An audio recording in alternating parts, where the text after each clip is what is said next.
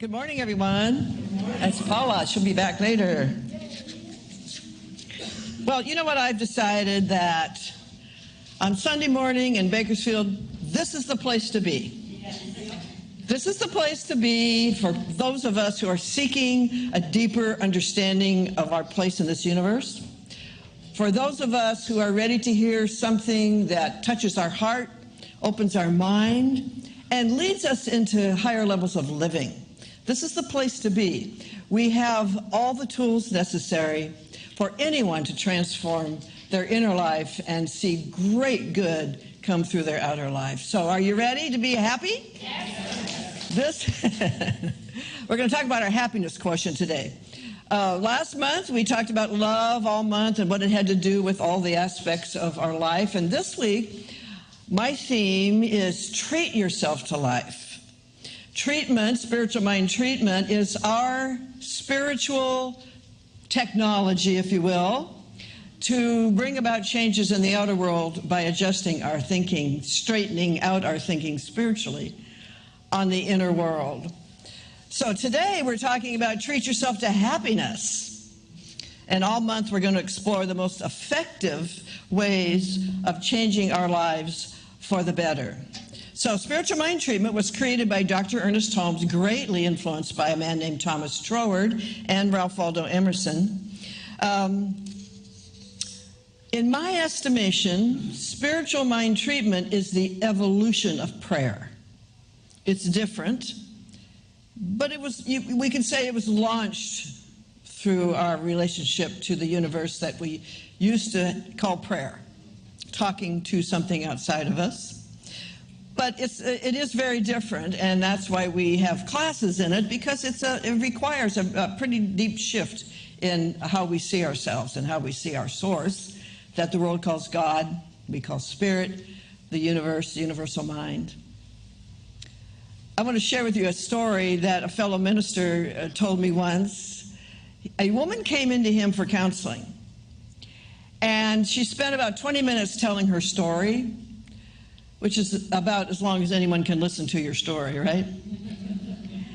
And he listened, and he listened, and he listened, and when she finally wound down, he said, "Okay, let's pray." And she said, "Has it come to that?"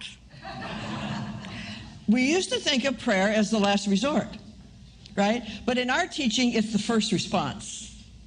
In our teaching, spiritual mind treatment is an immediate answer to the source of our condition, which is erroneous thinking. So we use this wonderful technology to shift how we see what is going on. And it has to be a daily practice. You know, we don't wait till something bad is going on, or something we call negative, something challenging us, a diagnosis, anything that goes on in our life that we go, whoa, I don't like this, I don't want this, what is this, where is this coming from?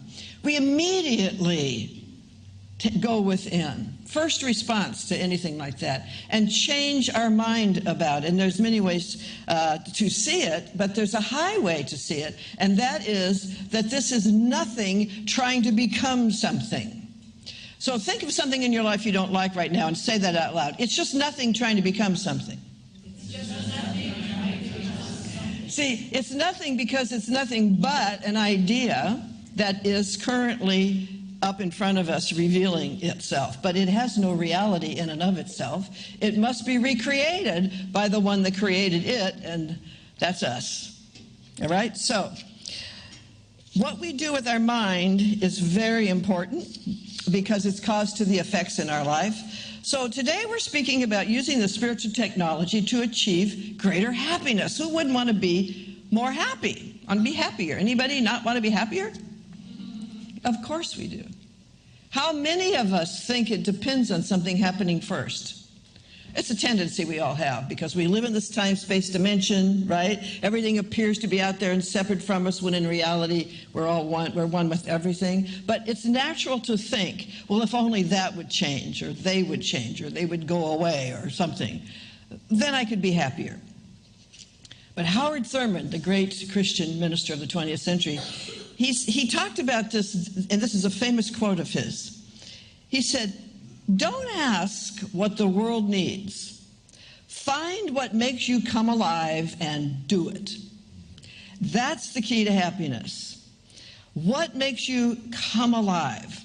What makes you feel the most alive? That's what happiness is that feeling of being alive. You probably remember when you were a little kid running outside, maybe at the end of the day. I remember one time I was 5 and the adults were sitting around the grass in lawn chairs, probably having a beer. And it was twilight and us kids were running around. We had some kind of a piece, I think it was a sheet, and we were just playing with it and making things out of it. But I remember thinking, this is fun. When I was a little girl, I remember that sense of fun. That's happiness. Just being present, like children are, in the moment, enjoying the moment, feeling alive. That's the kind of happiness that we're seeking here. Can we be that way even while there are challenges in life? Of course we can. Of course we can. We often associate happiness with getting everything exactly the way we want it, but then we go into overdrive trying to keep it from changing, which is anything but happy. That is not a happy state of mind, is it? When you're wanting to keep things the same and you're not allowing them to change or grow, expand or grow or shift. So happiness arises in that state of mind where we are being us without any artifice whatsoever. I lived in Sarasota, Florida for a while, which is a lovely place in the winter. It gets a little hot in the summer. But one day, I hadn't been there too long, and I was just driving down the street, and palm trees were swaying, and I had the sunroof open, and it was beautiful, slightly humid weather, and I could see egrets and herons and ospreys walking around. You know, just a wonderful environment, and I just felt so happy. And this voice said to me, I swear, I've had it happen twice in my life. It said, "That's what it feels like to be you, Carol." And I realized I hadn't felt me in that way since I was 5 running around in the grass. I got it immediately. Just being present is where happiness arises because it's already in us. Those moments can be fleeting, but we can cultivate them. And that's partly what this teaching is about. It's about how to use and manage your own mind, your own awareness, your own consciousness, so that you can facilitate the possibility of the real you showing up in any situation. And we do it, of course, one of the very practical ways is to slow the thinking mind down so that the self can slip through between those thoughts. It's like light coming in, you know, there's a baffle with holes in it, light comes through. That's kind of what meditation does. It slows the mind down. But also, by using spiritual mind treatment, we can induce certain ideas that allow that happier self to show up. That triggers it because we're already there. Happiness is a part of our DNA. It may be covered over, but it's in there. So spiritually, Raymond Charles Barker, who wrote this wonderful book, Treat Yourself to Life, he said, you are happiness itself. You have always been happy on the level of being. So it's a spiritual trait. We have a natural happiness. You know, one of my favorite sounds in the world, and I bet it's one of yours too, is hearing a baby laugh.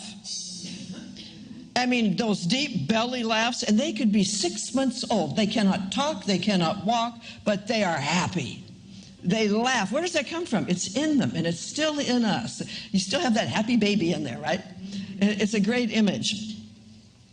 But it's at the level of being. So it's when we enter the doing part of life that we chip away at our own happiness.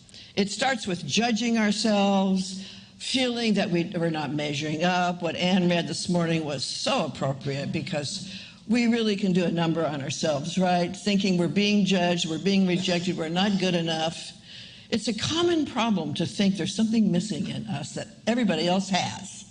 But none of that is true. And that's an idea that can be changed by using our mind very specifically to introduce new ideas that are spiritually true about us, and it quickens the thinking mind into agreement. So, you know, these not measuring up things in childhood can come from a parent or a teacher or a sibling or even a friend. But in adulthood, it becomes self-generated anxiety, worry, fear of not achieving, fear of not being seen correctly by others, being misunderstood, not having enough of anything, or striving to attain, and that feeling, I'm not enough, it's not enough, there's never enough. That comes from having our natural self be so covered up by local egotistical ideas that it just takes over, and it becomes a habituated pattern. Now, in this teaching, we say, we can change that. There are other modalities who say that's hard to do, but in our teaching, we say it isn't. And why isn't it hard to do? Because there really is a happy you already there. There really is a whole self already there. And it is never diminished by any experience we've ever had. That's the real beauty of this teaching, is the emphasis on our perfect spiritual beingness, which can be brought into doingness. But we have to agree with it. We have to announce it, declare it, believe that's who we really are, and allow ourselves to behave as if it were so. So there are other factors for not being happy. One of them is sometimes very altruistic people mistakenly believe they cannot be happy as long as there is suffering in the world. Right? And a lot of well-meaning souls think that, and they put off their own happiness to focus on the suffering of others, thinking they're doing something. So, does that actually make any sense? Wouldn't it seem more likely that a happy person would be making a more positive ripple in their environment when they show up to serve, to give, to help, to assist, rather than solidifying suffering? You see, it has to do with how you see people.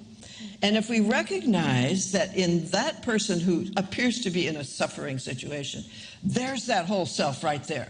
That person is just as spiritually alive as we are, or as anyone who's ever been. Jesus, Buddha, anybody. That person right there is greater than their experience, no matter what condition they are in the moment, whether it's a disease or homelessness or lack of money or oppression, abuse. Any of those things cannot measure up to the real self when the real self is known. And so if we see people that way, as I've said so many times, it quickens them, right? Quickens their knowing. It begins the process. Something shifts. Maybe it isn't known at the moment what that is, but something shifts, and there's a feeling of something different. So we might still do the same things, feed the hungry, alleviate pain, but who we bring into that, that's the key. That's the real gift. So we don't realize enough how much we influence our environment just by who we are and by our presence and by what we're thinking in any situation. We're always influencing our environment. So what is known in the place where we are is known throughout this whole field that we share, this collective unconscious. And it's not unconscious. It's very aware energetically of what's going on. And it's very aware of vibration, which is life-supporting or life-draining. We don't, instead of bad or good, it's either life-supporting or it's draining the sense of aliveness by what we're putting into it with our thoughts, our beliefs, our presence. One time we asked His Holiness the Dalai Lama, what is our purpose here on earth? That's a big old question. You know what he said? To be happy. Isn't that amazing? You would, this Tibetan scholar. Our purpose is to be happy. It opens up the floodgates of creativity, and a happy mind is a creative mind, because a happy mind is a relaxed mind. And a relaxed mind can receive the gifts of spirit, which come to us in the form of inspiration, in the form of ideas. And we know what to do and who and where to be. We're led, guided, and directed from within. So His Holiness, the Dalai Lama, understands the complexity of our interdependence. He understands how key what each of us is holding to be true really is, how we actually construct our shared reality from our perception. We do it individually and we do it together. You notice on your giving envelopes today, we put something that says, "Together we prosper." You can't give anything without it coming back. You can't really generously share your good without it moving through the field and touching other lives. We are all in this together, right? Nobody here but us chickens. And we affect each other by what we're doing as individually and collectively. That's why spiritual communities are so powerful, because it's a gathering of souls of like-mindedness who can do great good in the world. Okay, so most of us are suffering not from lack of things to be happy or lack of respect. We are suffering, nobody here, of course, but those people, we are suffering from spiritual amnesia. Don't you love those shows about people who have amnesia and you just think, well, remember who you are. Those are your kids. That's kind of how I feel about myself. Remember who you are. That's your real self. If the world would wake up, there's so much about this teaching that uses the words awakening. Wake up. Wake up and live. And so it's about remembering. In your program, it says this is a teaching, not a preaching. It's about remembering, reclaiming, reconnecting. That's the root word of religion, is to bind back to reclaim the spiritual beingness that we are and bring it into our doingness. So the reason we want to shift our thinking about ourself is because the mind has collected, if you will, so many ideas. I was talking to someone this morning about taking classes, and they were saying, oh my gosh, I have so much to undo, because they had quite a strong religious background. It's kind of like sweeping out an attic where there's a lot of dust, and you just keep sweeping it away, and replacing it with new floor or whatever. It just eventually clears up. Because the thinking mind can know too much about life. You can know too many statistics, actuarial tables. You can know what you can expect if you're a certain gender or a certain nationality or a certain age. You can just know too much, and it interferes with happiness.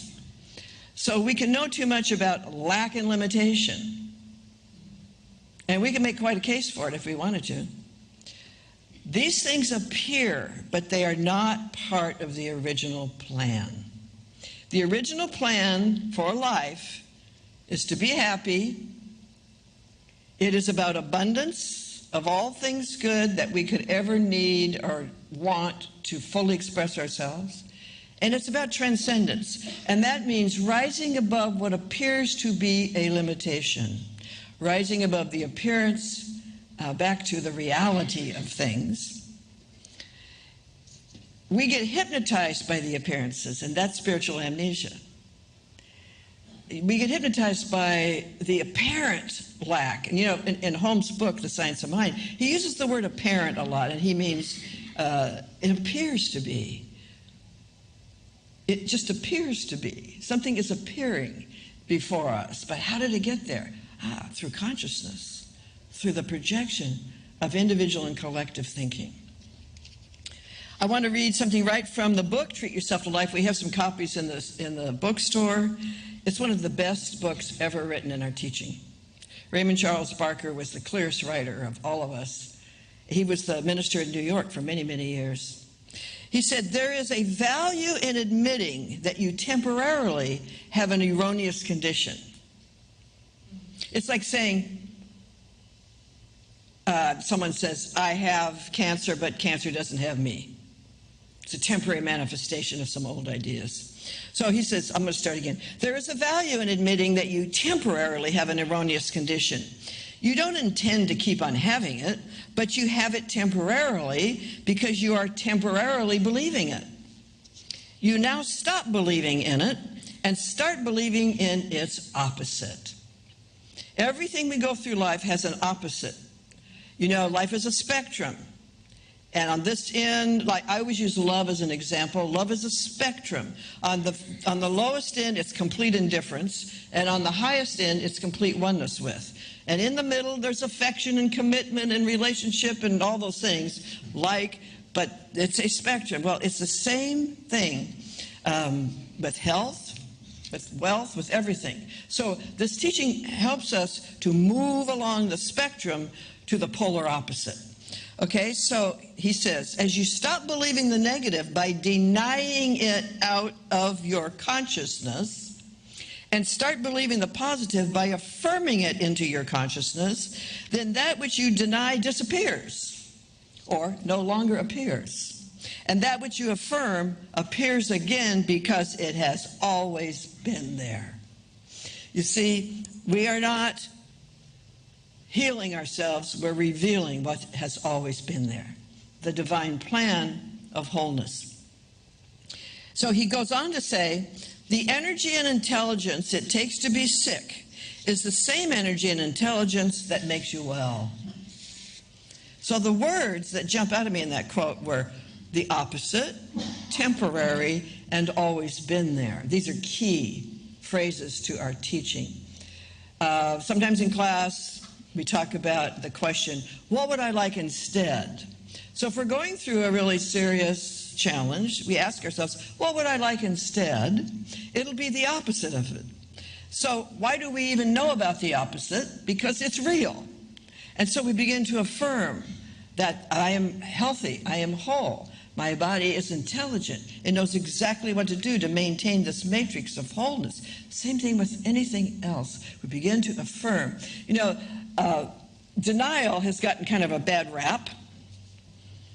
I actually believe it's a very powerful tool.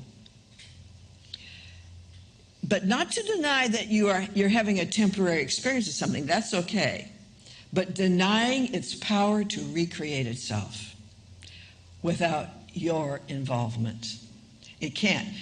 Read Deepak Chopra. Now, this is a brilliant man who's got the science, the medical, and the spiritual. He's got it all. And he said, and this can make us uncomfortable, but it's also empowering. If you have, for example, arthritis, you have to recreate it every day. It can't recreate itself. It's a condition of mind. So inner dis-ease appears sometimes as outer dis-ease in some area of our life, but it cannot continue without our involvement. What is our involvement?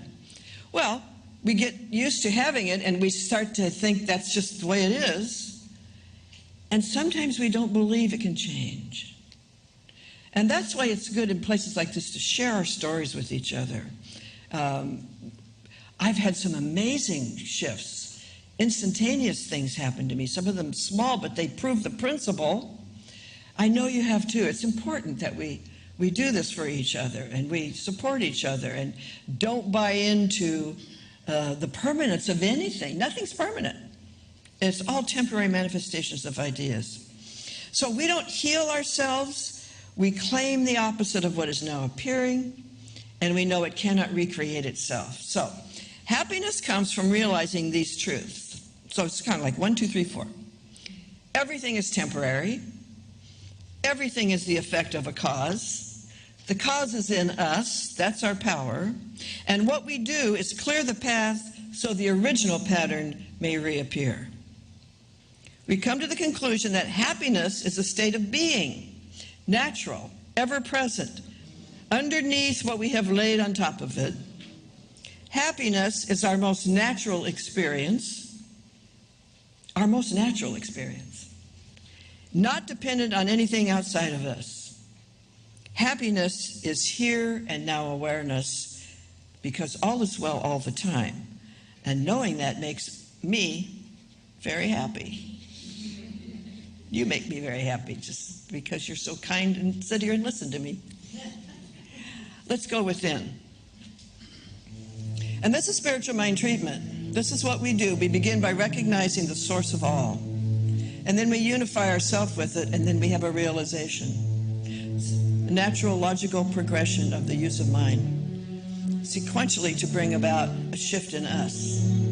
which will appear in the outer world in some form that's appropriate to us. And so we begin by knowing that there is one beautiful life being all that we see, that behind every visible effect, there is an invisible cause. We know that this cause is pure love and absolute intelligence and nothing else.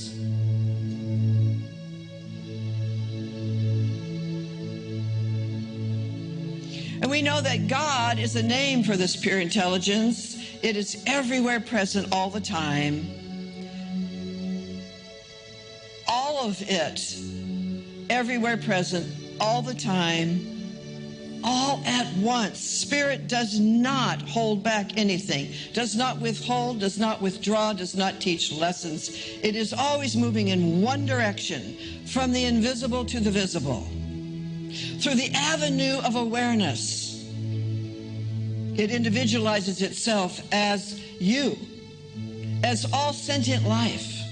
All of nature is God revealed, Spirit revealed, the one life being everything in form, temporarily manifesting as what we give it to do.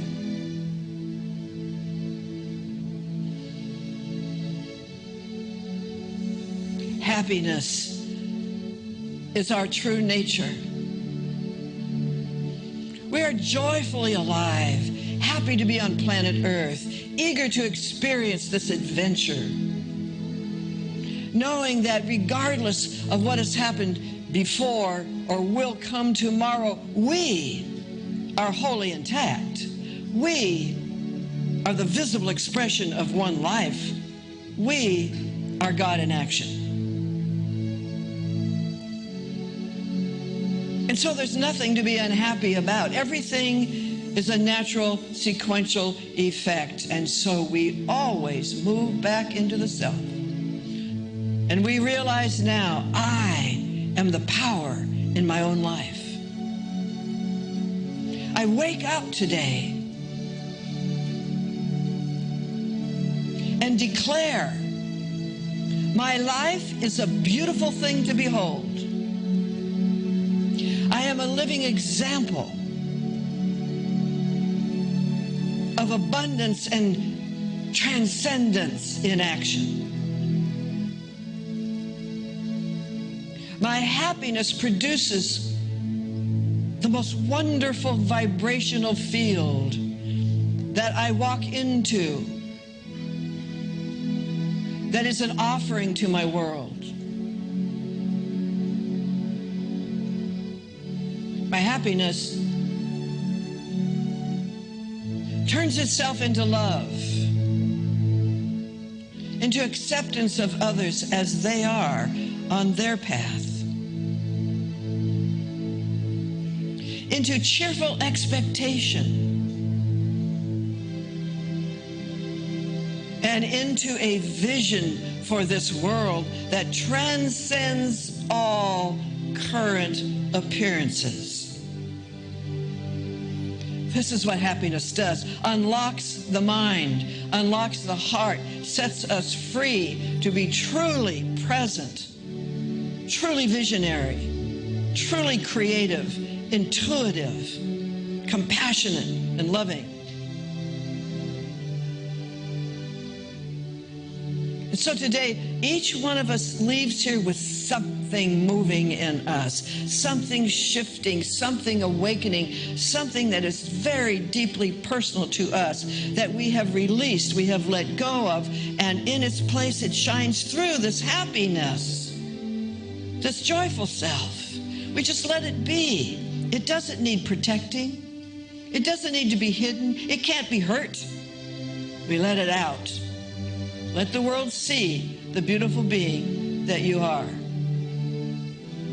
That's our gift to life. And so with great gratitude for this place, this teaching, and all who are part of it around the world, we simply allow it to have its way with us,